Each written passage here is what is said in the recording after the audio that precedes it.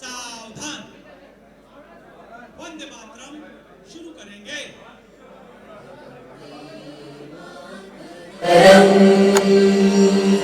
वंदे मातरम सुजला सुफला मलयजशीतलाम् शस्य श्यामलाम् मातरम् वंदे मातरम् शुभ्रज्योत्स्ना पुलकितयामिनी फुल्लकुसुमित द्रुमदलशोभिनी सुहासिनी सुमधुरभाषिणी सुखदां वरदां मातरं वन्दे मातरं वन्दे मातरम्।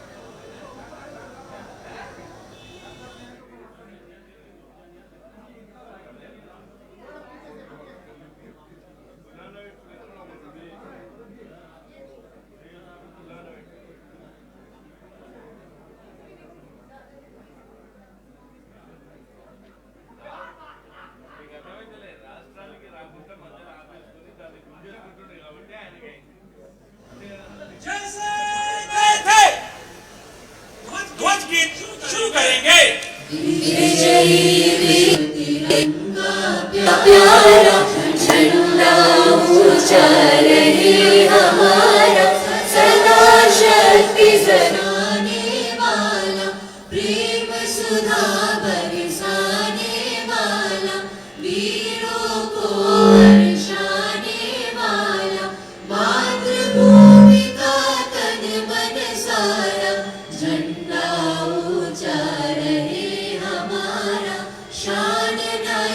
की जाने पाए, चाहे जान भले ही जाए, विश्व विजय करके दिखलाए, तब होवे प्रण पूर्ण हमारा, झंडा ऊंचा रहे हमारा, विजयी विश्व तिरंगा प्यारा, झंडा ऊंचा रहे हमारा।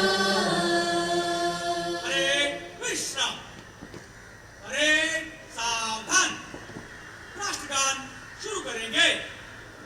जनगण मन अधिनायक जय हे, भारत भाग्य विधाता, पंजाब सिंध गुजरात मराठा, द्राविड़ उत्कल बंगा, विंध्य हिमाचल यमुना गंगा, उज्जल जलधि तरंगा, तब शुभ नामे जागे, तब शुभ आशीष मागे, गाहे तब जय गाथा, जन गण मंगलदायक जय हे, भारत भाग्य विधाता, जय हे, जय हे, जय हे, जय जय जय जय हे। आजाद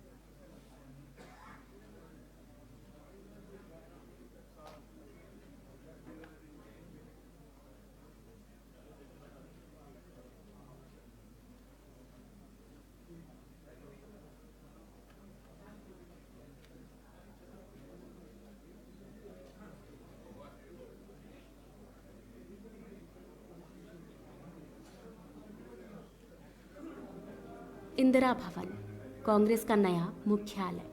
सिर्फ ईंट पत्थर की इमारत नहीं, कांग्रेस पार्टी की 140 साल की गौरव गाथा है। दीवारों पर गढ़े कांग्रेस संविधान के 5 मूल्य हमारे सिद्धांत हैं। अंदर आते ही कांग्रेस पार्टी के पहले अध्यक्ष व्योमेश चंद्र बैनर्जी और वर्तमान अध्यक्ष मल्लिकार्जुन खड़गे जी की तस्वीर एक शानदार अतीत और बुलंद वर्तमान के इंदिरा भवन, कांग्रेस का नया मुख्यालय। सिर्फ ईंट पत्थर की इमारत नहीं, कांग्रेस पार्टी के 140 साल की गौरव गाथा है। दीवारों पर गढ़े कांग्रेस संविधान के 5 मूल्य हमारे सिद्धांत हैं। अंदर आते ही कांग्रेस पार्टी के पहले अध्यक्ष व्योमेश चंद्र बैनर्जी और वर्तमान अध्यक्ष मल्लिकार्जुन खड़गे जी की तस्वीर एक शानदार अतीत और बुलंद वर्तमान के बीच सुंदर सामंजस्य है। स्वाभिमान से चमकता बाबा साहेब अम्बेडकर का चेहरा ऐलान करता है कि सामाजिक स्वतंत्रता के बिना कोई भी आजादी किसी काम की नहीं है। 5 मंजिलों पर अलग अलग जगह लगी करीब 246 दुर्लभ तस्वीरें साक्षी हैं कि भारत और कांग्रेस का इतिहास एक दूसरे में समाया हुआ है।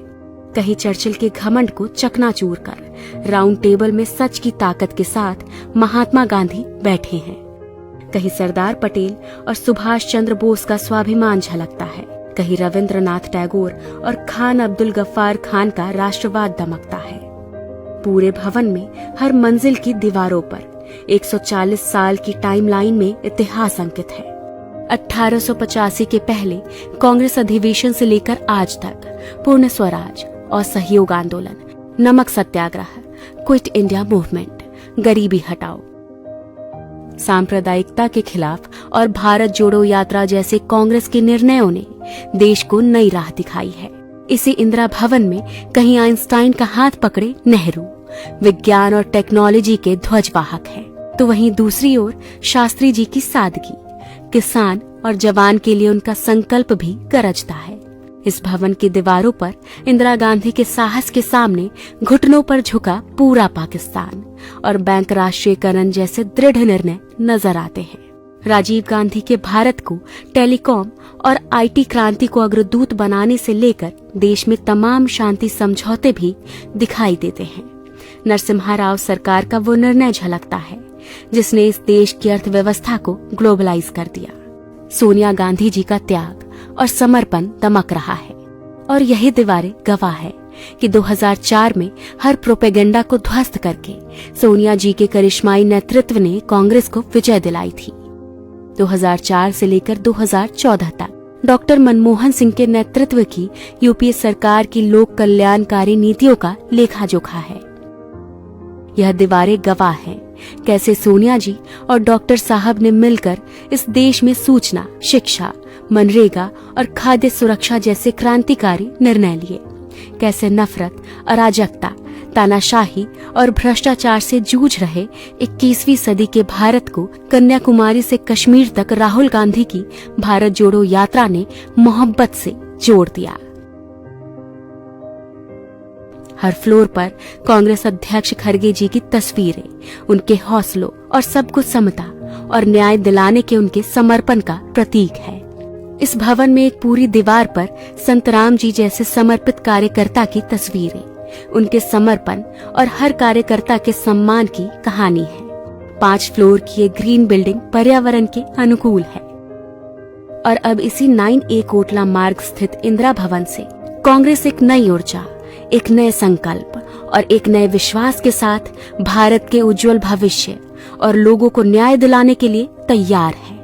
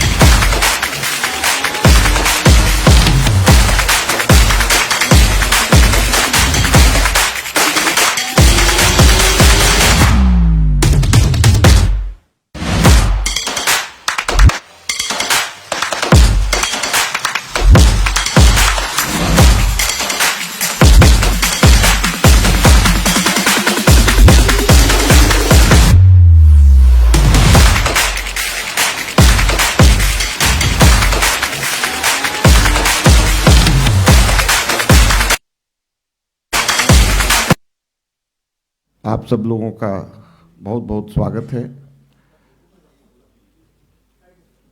सबसे पहले मैं अनुरोध करूंगा श्री केसी वेणुगोपाल को कि वो आए और यहाँ पे अपना स्वागतीय भाषण दें।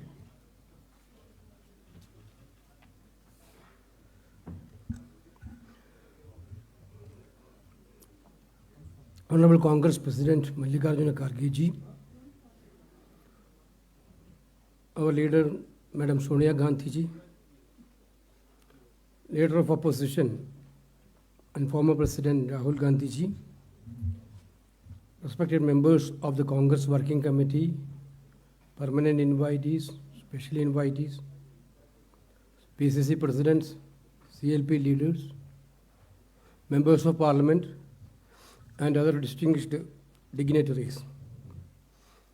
It is with immense pride and joy that we are here in this historic occasion.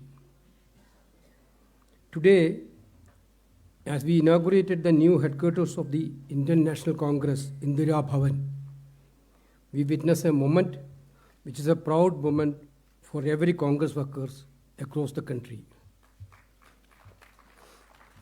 This building is not a structure of bricks, but is a testament of the dreams, dedication, and sacrifices of the millions of Congress workers who have tirelessly served the nation through this great party.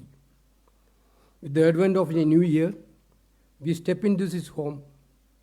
The new headquarters is thoughtfully designed to meet the needs of the present and the challenges of the future. This building is a reflection of our commitment to remain forward-looking while staying rooted in our rich history and values. It's worth remembering that the construction of this building was started and initiated by when Madam Sonia Gandhi as the President of Indian National Congress. We completed and inaugurated the building. Now, our Honorable President Mallikarjuna Kharge ji as INC President. It is a great honor of all of that. Our guiding light, Madam Sonia Gandhi, has inaugurated the building today. I extend my heartful gratitude to the Honorable Congress President Mallikarjuna Kharge ji, Madam Sonia ji, and Sri Rahul ji for supervising the completion of this building. My special gratitude to Priyanka Gandhi ji for overseeing and finalizing and planning and designing the state of the headquarters. Because yesterday night till 11 o'clock also Priyanka ji was here at 2 o'clock. Then thanks to Pawan Kera Bansal ji. Before, I also fondly remembers the contribution of late Sri Motilal Vora ji, Ahmed Patel ji, Murali Diora ji, who were closely associated with the planning and construction of this building. Thanks to Pawan Kumar Bansal ji, Ajay Makhan ji, Treasurer AICC, and Manish Chatrat and Kanish, who tirelessly worked along with others for following up the completion and technical formalities of the constructions. I also warmly welcome the L&T group of representatives who done this construction. Sri Kuldeep Goyal, Sri Anand Pradap, Sri Manish Pradap Singh, and architect interior designers Mr. Hafiz, Ms. Abuva Sharma, Satyendra Malik, Mr. Pramod Kumar, Ms. Anita Jacob, consultant Ms. Nandita Beg, interior designers Ms. Namrata Dutt and Shahid Khan. Dear colleagues, as you well see, the Indira Bhavan houses the office of the party functionaries, including Honorable Congress President and former President, and General Secretaries and various departments and frontal organizations.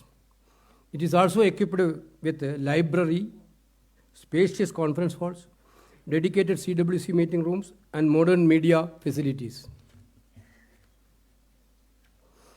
One of the most striking features of this building is its celebration of our party legacy. The walls and rooms are adorned with the portraits of our great leaders, historic milestones, and inspiring quotes that remind us of the values and vision that have guided us for a century. From the struggle and triumphs of the pre-independence era to the achievement of the post-independent period, this building is a living museum of our party's unparalleled contribution to the nation. This day is not just about the inauguration of a new headquarters. It is about the enduring spirit of the Congress Party. It's a tribute to the courage, determination, and unwavering commitment of millions of Congress workers who have made this moment possible. I once again extended warm welcome to our Congress President, former Congress President, and Leader of Opposition in Lok Sabha, and all our dignitaries, including the working committee members and the chief ministers and the senior leaders. Let us celebrate this moment with the same resolve and passion that has always defined the Indian National Congress. Jai Hind.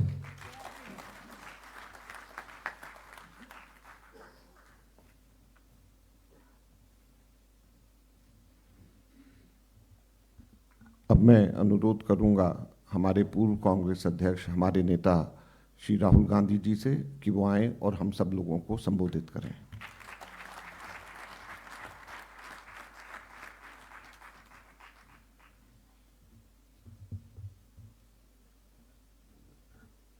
Kharge ji, Sonia Gandhi ji, Honorable CWC members, dear colleagues, I'd like to congratulate all of you on this occasion. We are getting a new headquarters.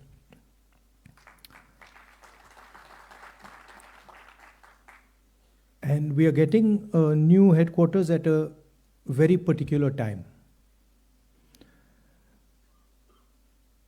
I think it's quite symbolic that yesterday, in a speech,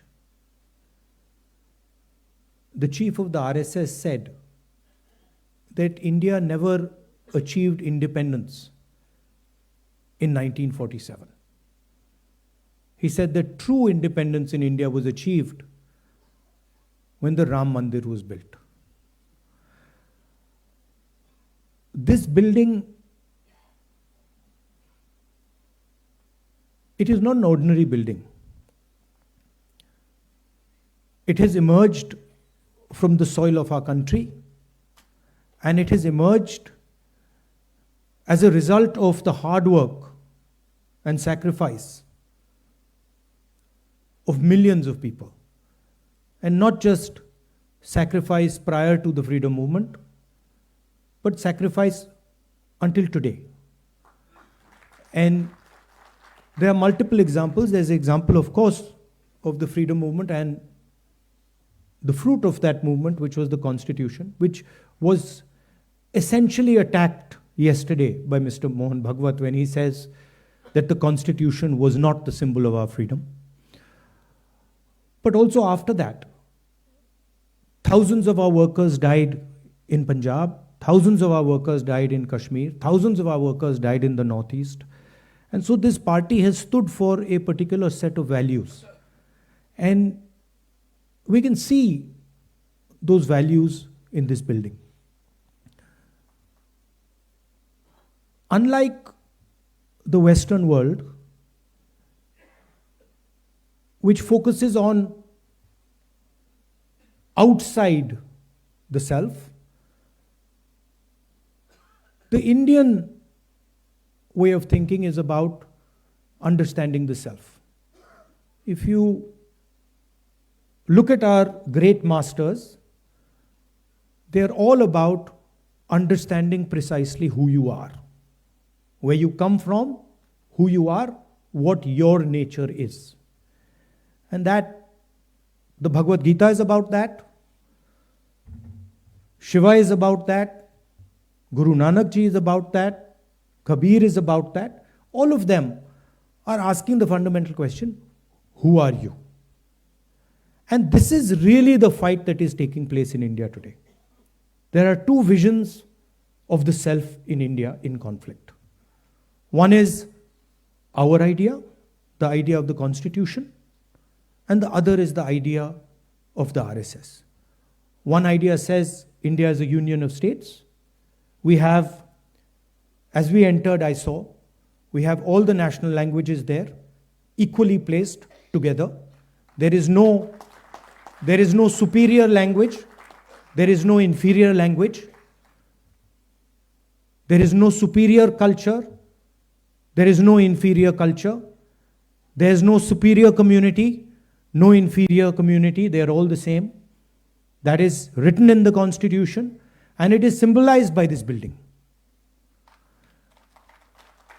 On the other side, there is the idea of a centralized knowledge, of a centralized understanding. Mohan Bhagwat has the audacity to inform the nation every 2 or 3 days what he thinks about the independence movement, what he thinks about the Constitution. In fact, what he has said yesterday is treason, because it is stating that the Constitution is invalid. It is stating that everything, the fight against the British was invalid, and he has the audacity to say this publicly. In any other country, he would be arrested and tried. That is the fact, right? To say that India did not get independence in 1947 is an insult to every single Indian person. And it's about time we stop listening to this nonsense that these people think they can just keep parroting out and shouting and screaming. Right? That is the crux of it. The Congress party has worked with the Indian people. It has built the success of this country. And it has built the success of this country on the foundations of the Constitution. And that is what this building symbolizes. You please go inside this building and you will see the depth of talent. You will see how deeply the Congress party has entered the soul of India. There's a history there. In fact, we forget. As I said, it's important to understand who you are. So for Congress people, it's important to understand who we are. What is our tradition? What is our history? Where have we come from? Please look in the building. You will see Mahatma Gandhi, Sardar Patel, Jawaharlal Nehru. And it doesn't stop there. Workers, chief ministers, governors, defense ministers, foreign ministers, all of them who served the constitution of our country, all of them who saluted the tricolor. Do not forget that.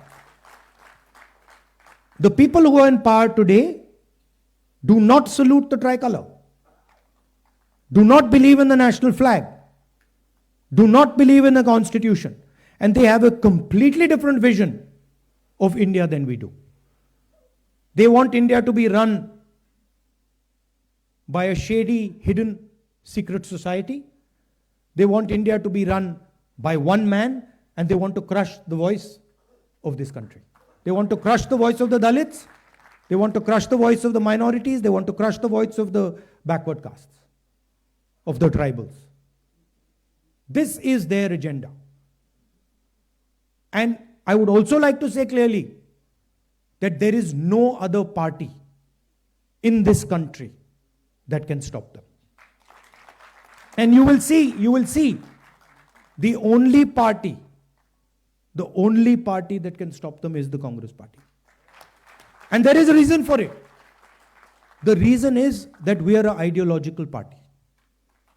And our ideology does not emerge yesterday.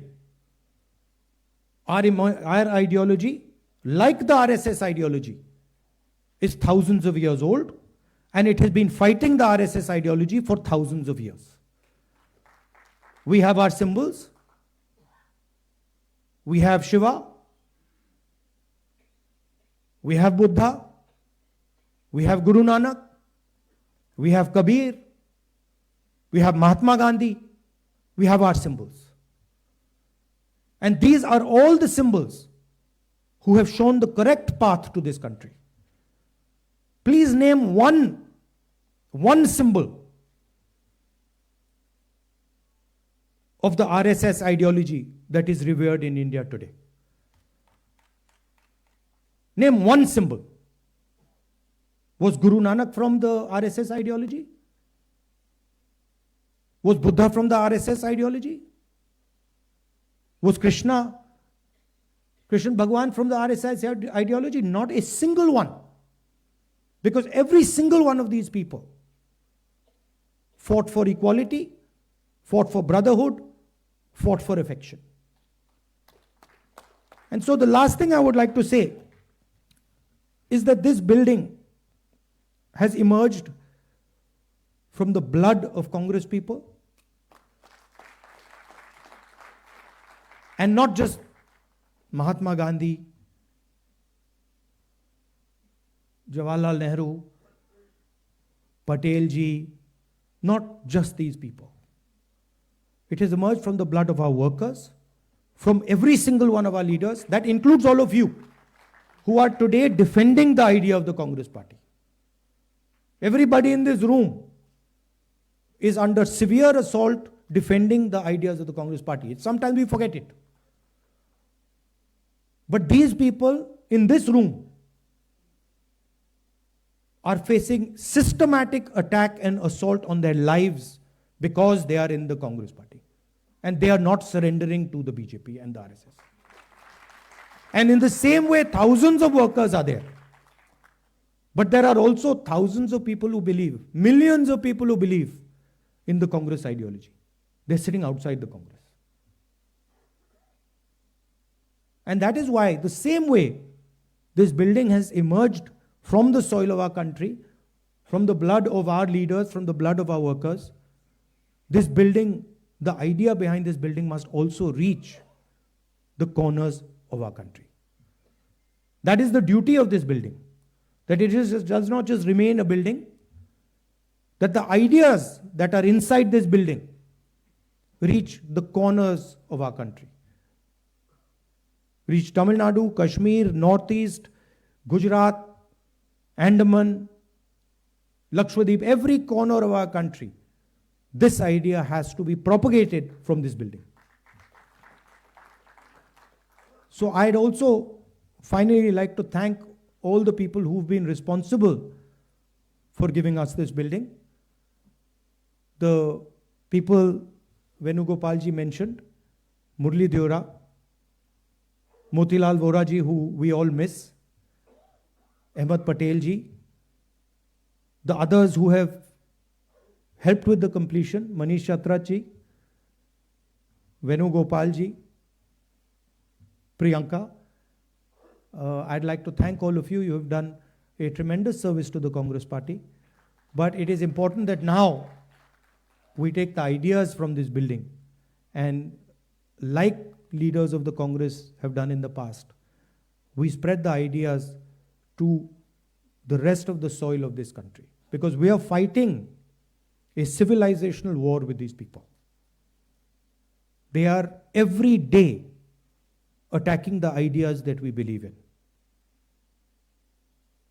And only this organization, only the people in this room and the millions of workers of this organization have the courage and the capability to stop them. I'd like to say one last thing, that do not think that we are fighting a fair fight. There is no fairness in this. If you believe that we are fighting a political organization called the BJP, that we are fighting a political organization called the RSS, you have not understood what is going on. The BJP and the RSS have captured every single institution of our country. We are now fighting the BJP, the RSS, and the Indian state itself. In the last working committee meeting, I said very clearly that there is something wrong that has happened in the Maharashtra election. I said clearly that we are not comfortable with the way the Election Commission is holding elections. I said very clearly that the large number of new voters that have suddenly appeared, almost 1 crore new voters who have suddenly appeared, between Lok Sabha and Vidhan Sabha in Maharashtra is problematic. And I put a challenge clearly in front of the Election Commission. And I said clearly to the Election Commission through that meeting that it is your duty to make the voter list transparent to the opposition. We said clearly we want to see the voters, the names of the voters who voted in the Lok Sabha election in Maharashtra, and we want to see the name of the voters who voted, names and addresses of the voters who voted in the Vidhan Sabha election. If they were to give us that data, the problem would be solved. Because we would know for sure whether there is a problem in Maharashtra or not. But I would like to state to this meeting that the Election Commission has refused to give us that information. Now, I want to ask you, why would the Election Commission refuse to give us voter lists of the Maharashtra election? What purpose is served by not giving us and the rest of the opposition the voter list of the Maharashtra Lok Sabha and Vidhan Sabha elections? Why will it damage the Election Commission to give us this list? And why are they not giving us this list?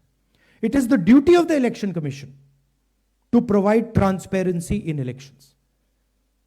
If there is a 1 crore increase in voters between Maharashtra, Lok Sabha and Vidhan Sabha, it is the duty and the sacred responsibility of the Election Commission to show us exactly why that has happened, and they are refusing to do it. And this is something every congressman and every opposition person has to keep in mind. There is a serious problem with our election system. And we might find it very difficult to accept this, because we are the people who have put in place the election system. But we have to keep it in mind that there is a problem. And it is the duty of the Election Commission to come clean and to give us the data of the Maharashtra and the Haryana elections, to give us the data we are asking for, the opposition is asking for, in which they are refusing to give us. So that is the situation in which we are fighting. Investigative agencies which are supposed to investigate crimes are being used against opposition.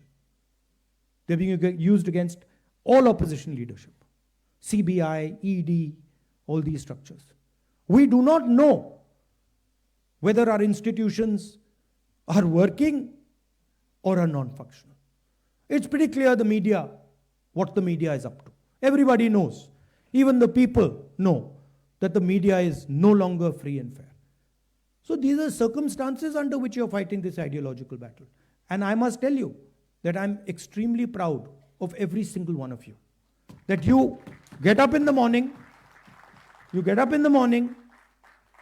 and you stand and you fight for what you believe in and what you know to be your politics. So I'm very proud of this building, and I'm more proud of the people who are sitting inside this building right now. Thank you very much.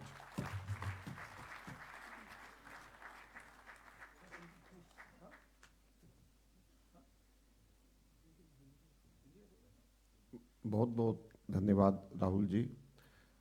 आपके प्रेरणादायक शब्दों ने नई ऊर्जा को ज़रूर यहाँ पे संचारित किया होगा। मैं अब अनुरोध करूँगा हमारे अध्यक्ष श्री मल्लिकार्जुन खड़गे जी से कि वो आएँ और हम सब लोगों को संबोधित करें। खड़गे जी श्री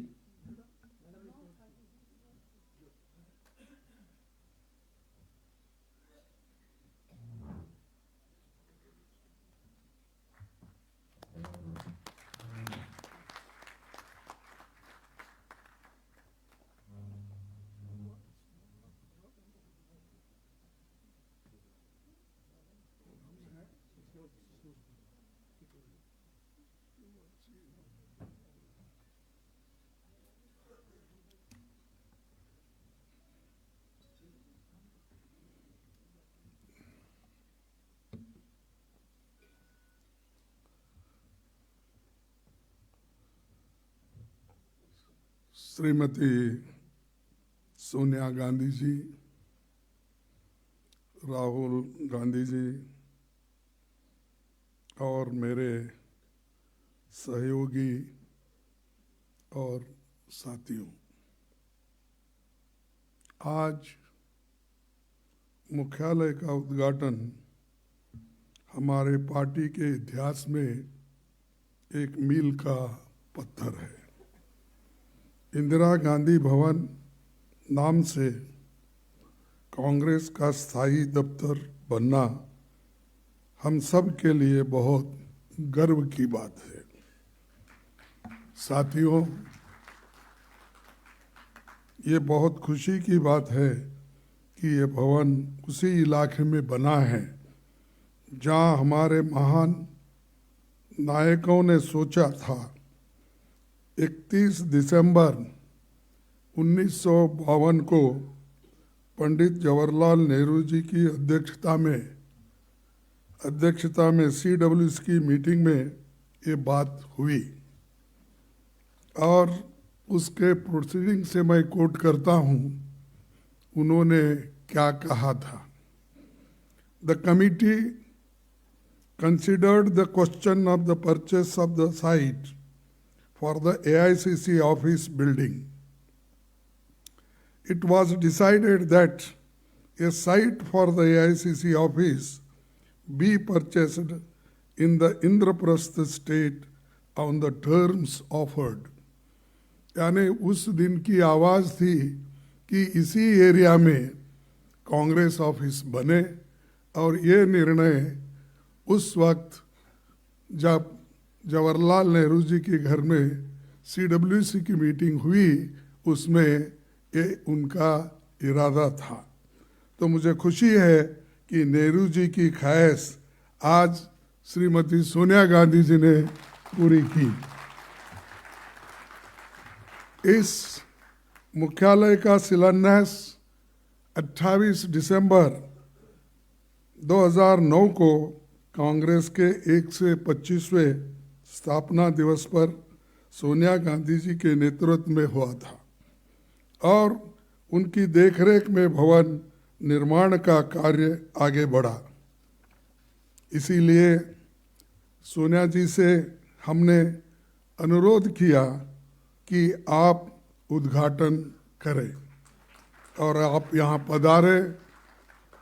इसी के लिए मैं आपको बहुत बहुत धन्यवाद देता हूँ और मैं आपका आभारी हूँ।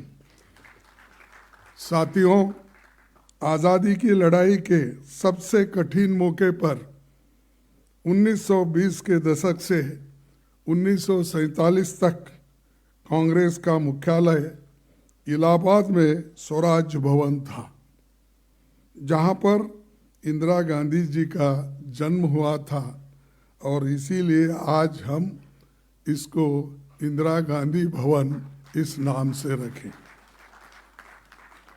आज़ादी के बाद मुख्यालय इलाहाबाद से दिल्ली आया और 1969 में जंतर मंतर रोड से निकलकर फिर राजेंद्र प्रसाद रोड पर ये रहा और 1978 से अब तक 24 अकबर रोड पर हमारी ऑफिस है। कांग्रेस मुख्यालय कभी भी केवल ईंट और पत्थरों की इमारत नहीं है। आज़ादी के आंदोलन के समय से ही हमारे प्रगतिशील विचारधारा और विचारों का केंद्र रहा है। इसीलिए मैं मानता हूँ कि कांग्रेस मुख्यालय हमारे देश के लिए एक स्कूल ऑफ डेमोक्रेसी है और इसका हम सभी लोग आदर करते हैं। पंडित नेहरू जी ने कहा था, democracy is not only political, not only economic, but something of the mind, as everything is ultimately something of the mind. These are the words Pandit Jawaharlal Nehru ji said for democracy. पहले कांग्रेस मुख्यालय से देश की स्वाधीनता की लड़ाई लड़ी गई, फिर राष्ट्र निर्माण का काम हुआ, जिसके लिए गांधी जी, इंदिरा जी, राजीव जी समेत कई कांग्रेस जनों को अपनी शहादत देनी पड़ी। कई विभाजनकारी ताकतें जिनका आज़ादी की लड़ाई में कोई योगदान नहीं था, उन्होंने बाद में संविधान, तिरंगा, अशोक चक्र से लेकर समाज की प्रगति के लिए बन रहे कायदे कानून तक का विरोध किया।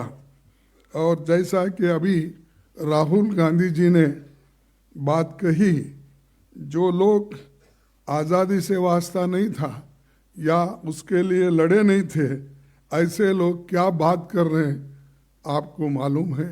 आज ही मैं पेपर में पढ़ा कि जो आरएसएस के मुख्य है भागवत, उन्होंने अपना मुंह खोला और ये कहा कि रियल आज़ादी मिली जब राम मंदिर बना और उसका उद्घाटन किया। तो सहज है कि मोदी और उन्होंने मिल के उसका उद्घाटन किए थे, इसलिए मोदी जी को आज़ादी मिली वो 2014 में, वो समझते हैं, क्योंकि 2014 में वो प्राइम मिनिस्टर बने। और आरएसएस के लोग ये समझते हैं कि जब राम मंदिर बना वही आज़ादी का दिन। ये शर्म की बात है कि हमारे को आज़ादी मिली, आपको मालूम है, सबको मालूम है, 1947 में, और मुझे आज़ादी मिली 1948 में हैदराबाद में। तो आज़ादी मिलने के बाद भी अभी उसको वो स्वीकार नहीं कर रहे, तो इसका मतलब ये है क्योंकि उनको कोई दर्द नहीं, कभी लड़े नहीं, कभी जेल में नहीं गए, इसीलिए वो उनको याद नहीं रहता। हमको याद इसलिए है कि हमारे लोग आज़ादी के लिए मरे हैं, आज़ादी के लिए ठोकरें खाए हैं, घर छोड़े हैं, इसीलिए हमको याद है, उनको याद नहीं है। इसीलिए मुझे ये कहना पड़ता है कि उनका जो स्टेटमेंट है उसको मैं कंडम करता हूँ, और ऐसी स्टेटमेंट अगर वो देते गए तो हिंदुस्तान में फिरना बड़ा मुश्किल उनको हो जाएगा। अब हमारा ये कांग्रेस मुख्यालय उन शक्तियों से लड़ाई लड़ने का केंद्र बनेगा जो संविधान और लोकतंत्र के विरुद्ध काम कर रहे हैं और जो ऐसे विचार फैला रहे हैं। तो इसको तोड़ में हम लोग इस एक केंद्र का उपयोग करेंगे और आप सभी लोग इसके लिए तैयार है, मुझे आशा है। तो मैं और एक बात आपके सामने रखूंगा कि 28 दिसंबर सन 1885 को WC बनर्जी की अध्यक्षता में मुंबई में पहले अधिवेशन से लेकर अब तक के सभी अध्यक्षों और नायकों को हम याद करना चाहिए, क्योंकि इन्होंने सभी संभाला। इसीलिए तो आज हम ये दिन देख रहे हैं और एक के बाद एक उन्होंने त्याग दिया, बलिदान दिया। तो इसीलिए मैं उनको भी नमन करता हूँ, याद करता हूँ। साथियों, 2024 का साल संविधान के स्वीकार करने का 75वां साल और राष्ट्रपिता महात्मा गांधी के कांग्रेस अध्यक्ष बनने की शताब्दी का साल भी है। गांधी जी ने कांग्रेस अध्यक्ष रहते आम आदमी, महिलाओं, किसानों, मजदूरों से लेकर देश के हर वर्ग से कांग्रेस से जोड़ा। छुआछूत जैसी सामाजिक समस्याओं को भी राजनीतिक एजेंडे में शामिल किया था और उन्हीं के वजह से आज बहुत से गरीब लोग कांग्रेस से जुड़े हैं। आज़ादी के आंदोलन के कई अहम पड़ाव में कांग्रेस के नेतृत्व में आंदोलन चले, इतिहास इसका गवाह है।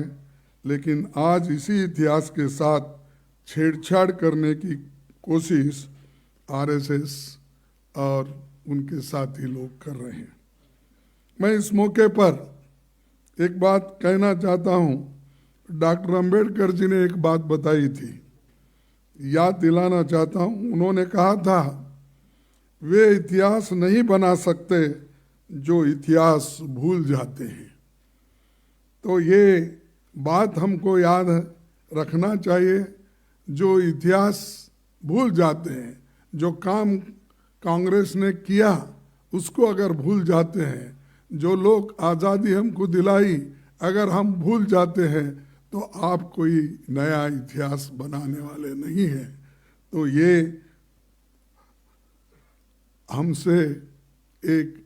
हमने ये बात इसलिए कह रहे हैं कि आज की जो पार्टियां हैं वो सिर्फ कांग्रेस को गालियां देने में ही अपना समय बिता रहे हैं। देश के लिए कुछ काम उन्होंने नहीं किया, सिर्फ प्रचार एक ही काम है। इसीलिए उनको भी हम ये कहना चाहते हैं।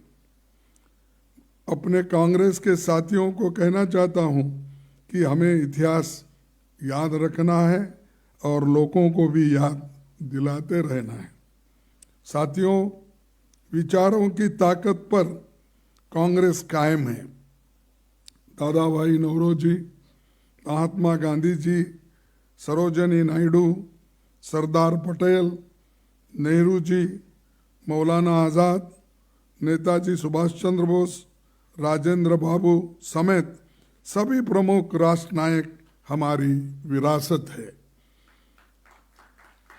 कांग्रेस की सत्ता के दौरान देश की तस्वीर बदलने वाले कई ऐतिहासिक काम हुए हैं। पंडित जवाहरलाल नेहरू के नेतृत्व में हुए प्रयासों से ही भारत दुनिया का सबसे बड़ा लोकतंत्र बना और अंबेडकर के नेतृत्व में दुनिया का सबसे बेहतरीन संविधान बना। शास्त्री जी के नेतृत्व में जो जय जवान जय किसान का नारा और जवानों और किसानों के लिए बहुत कुछ उन्होंने काम किया। पहली महिला प्रधानमंत्री इंदिरा जी के नाम पर बना ये भवन मातृ शक्ति का प्रतीक है और ये हमेशा हम सभी के लिए प्रेरणा का केंद्र बना रहेगा। उनके कार्यकाल में 10 सूत्री योजना के तहत बैंकों और बीमा कंपनियों का राष्ट्रीयकरण, लैंड रिफॉर्म्स, प्रीवेपर्स खत्म करने का काम और हरित क्रांति, श्वेत क्रांति उन्होंने लाई और 20 सूत्री कार्यक्रम के तहत गरीबों और कमज़ोर तबकों के लिए साहसिक काम उन्होंने किया। पाकिस्तान को शिकस्त देकर बांग्लादेश को इंदिरा जी ने आज़ाद कराया और मुझे गर्व है कि 1969 में इंदिरा जी के ज़माने में मैं ब्लॉक कांग्रेस कमेटी का अध्यक्ष बना था और 2022 में मुझे अपना राष्ट्रीय अध्यक्ष आपने चुना। तो 69 से लेकर लगातार कांग्रेस पार्टी में मुझे सेवा करने का मौका मिला और आपने जो मुझे अध्यक्ष चुना 2022 में, कि इसका मैं बहुत ही आभारी हूँ और किसी भी शब्द में अगर मैं कहूँगा वो कम गिर जाएंगे शब्द, लेकिन इतना बड़ा एक हम पर आप सभी लोगों ने जो एक आशीर्वाद किया, इसीलिए आज हम आपके आइडियोलॉजी पे, हमारे आइडियोलॉजी पे हम डटे रहते हैं, डटे रहेंगे, चाहे वो कोई भी हो, प्रधानमंत्री हो, आरएसएस के मुखिया हो, होम मिनिस्टर हो। आज जो कांग्रेस के वर्कर को सता रहे हैं और वो अपनी बात कहने का काम कर रहे हैं, और यहाँ तक कि जो लोग उनके बगल में बैठते थे उनकी टीका भी शाह अपने अनेक जगह पे बात करते हैं। एक तरफ उन लोगों की तारीफ भी करते हैं, दूसरे तरफ उनको टोकते भी हैं। तो आज वो लोग भी परेशान है, भाई हमने इनसे तो गले लगा लिया, इन्होंने तो हमको दूर किया। लेकिन आज ऐसा समय है कि हम जो किए हैं उसको लोगों को याद दिलाना ज़रूरी है। और राजीव जी के समय संचार और सूचना क्रांति, ऑटोमोबाइल क्रांति, ग्रास रूट्स लेवल डेमोक्रेसी के लिए पंचायती राज और 18 साल की उम्र में वोटिंग के अधिकार जैसे ऐतिहासिक काम हुए। ये सब काम हमारे युवाओं को हम बताने की ज़रूरत है।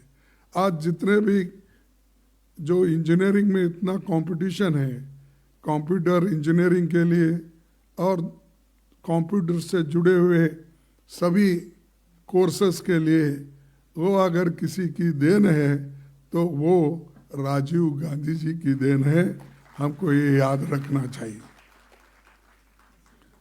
पीवी नरसिंह राव जी के कार्यकाल में लिबरलाइजेशन, इकोनॉमिक रिफॉर्म्स के द्वारा देश को नई दिशा मिली। डॉक्टर मनमोहन सिंह जी की सरकार में RTI, RTE, food security, MNREGA, forest rights और भूमि अधिग्रहण कानून बना। वो सामाजिक सुरक्षा के लिए कई काम हुए जिससे जनता की ताकत बढ़ी। मैं यहाँ डॉक्टर मनमोहन सिंह जी के ऐतिहासिक योगदान को याद करते हुए उनको श्रद्धांजलि देता हूँ और घोषणा करता हूँ कि इस नए मुख्यालय में जो पुस्तकालय है उसका नाम डॉक्टर मनमोहन सिंह लाइब्रेरी होगा। तो हमने बहुत बड़ी लाइब्रेरी बनाई है, उस लाइब्रेरी का नाम मनमोहन सिंह जी के नाम पे रखना है। इसके लिए सबकी सहमति है, ऐसा मैं अपना ये करूँगा। तो ये सूचना भी मुझे हमारी नेता श्रीमती सोनिया गांधी जी ने दी कि ये करना ठीक होगा। तो इसीलिए कि जो लोग हमसे जुड़े हैं उन सब का सम्मान हम हमेशा करते रहे हैं और आज भी करेंगे। डॉक्टर मनमोहन सिंह जी के जाने के बाद उनकी अहमियत सभी समझ रहे हैं। He had once said that history would be kinder to him. I would like to assure Dr. Saab that history is indeed very kind to you. उन्होंने जो कहा था उससे भी ज़्यादा आज लोग हिंदुस्तान, देश के बाहर सभी लोग प्रशंसा उनको कर रही है। इसीलिए मैं खास करके श्रीमती सोनिया गांधी जी को धन्यवाद देता हूँ।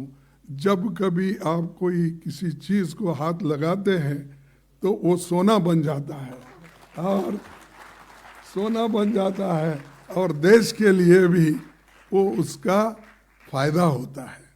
मैं ये नहीं कर रहा हूँ आपको खुश करने के लिए, ना उन्होंने नहीं है। तो मैं इसलिए कह रहा हूँ कि आपने सोच के उस वक्त जो कदम उठाए उसका फायदा सारे देश को हो गया। और आज जब दुनिया में उनकी चर्चा होती है दुनिया में जब उनका कौतुक किया जाता है तो ये सारा क्रेडिट हमको ही आता है, आपको ही आता है।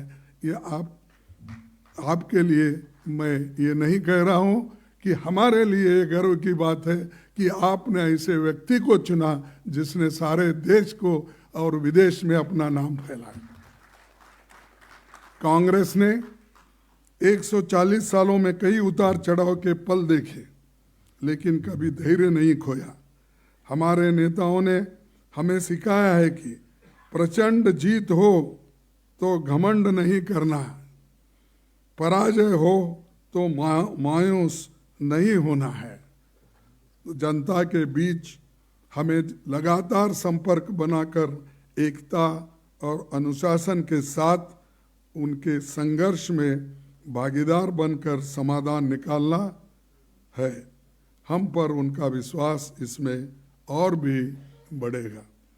राहुल जी के नेतृत्व में भारत जोड़ो यात्रा और भारत जोड़ो न्याय यात्रा को सब ने देखा है।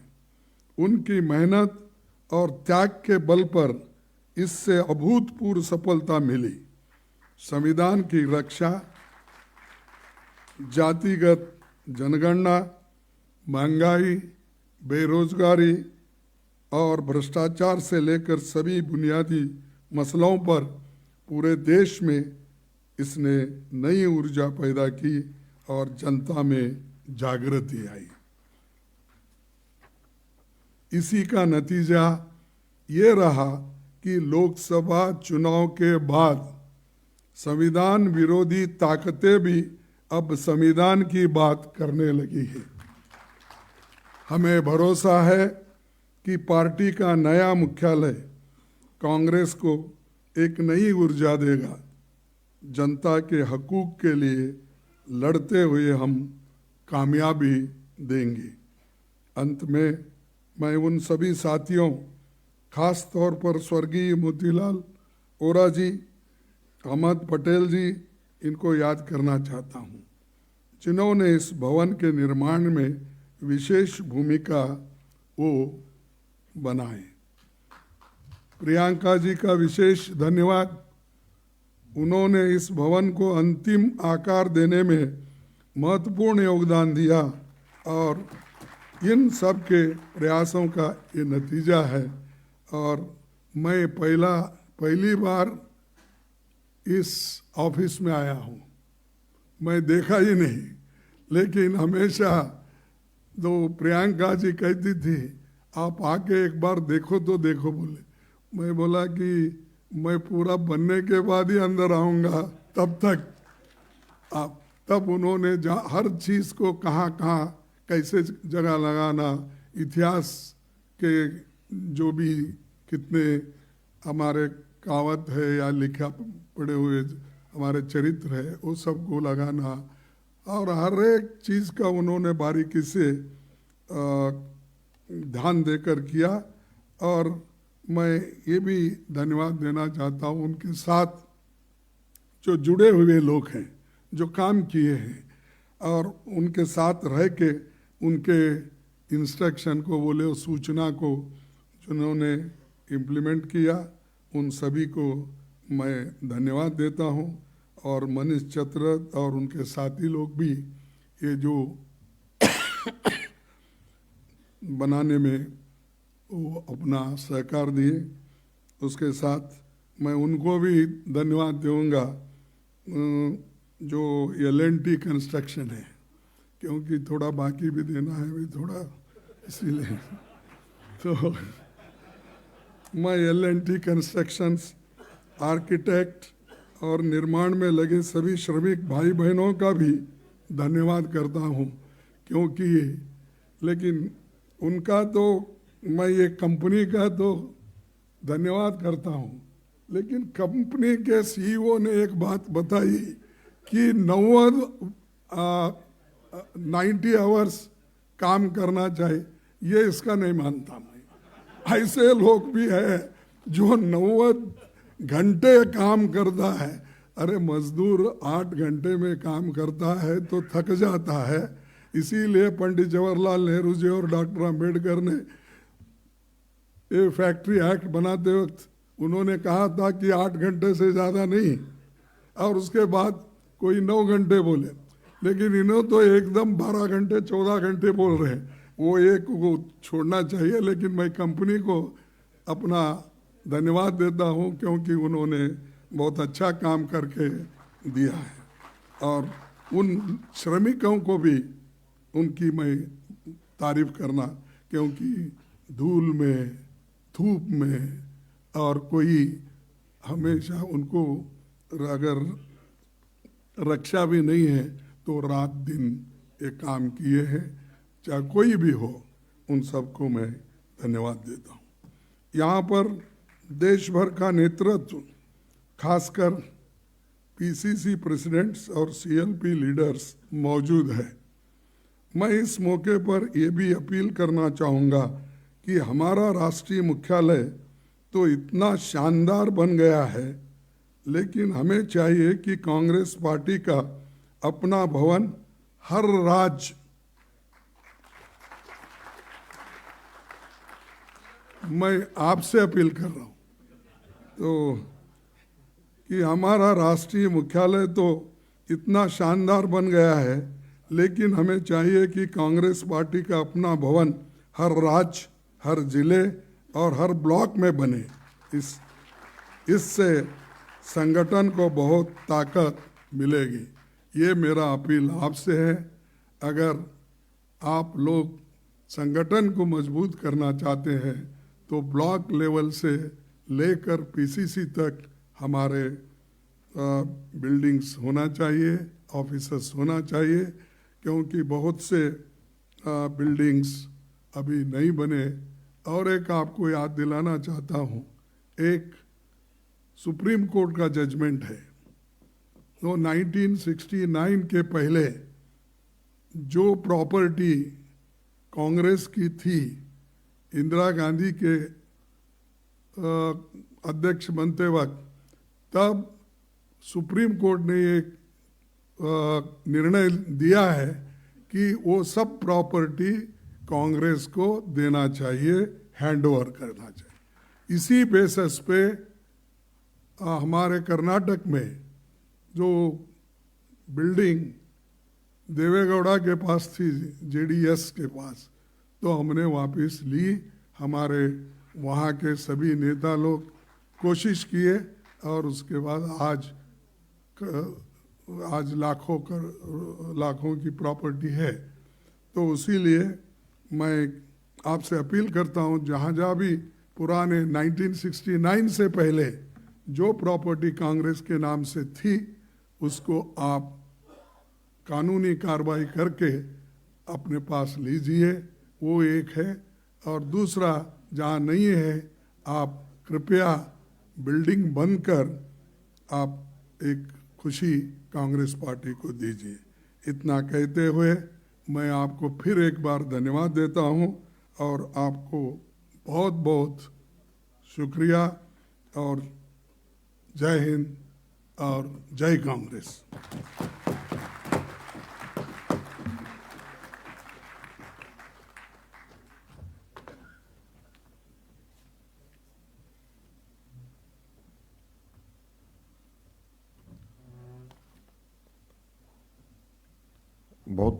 बहुत धन्यवाद खड़गे जी। अब हमारा कार्यक्रम अगले चरण पे पहुंच गया है। हम सब लोग समझते हैं कि आप सब लोग जो यहाँ पे आए हैं वो पूरे के पूरे इस भवन में जाकर के उसको अच्छे से देखना चाहेंगे।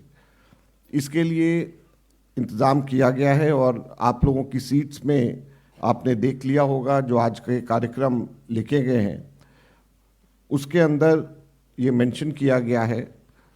और अभी मेरे बोलने के बाद में स्टेज के ऊपर बैठे हुए माननीय नेतागण और ग्रुप 1 जो मेंशन्ड है लिस्ट में, जितने भी ग्रुप 1 के साथी हैं वो यहाँ से निकलेंगे और मनीष चतरथ जी उनको लेकर के जाएंगे। गाइडेड टूर उनका यहाँ से सीधे अभी शुरू हो जाएगा।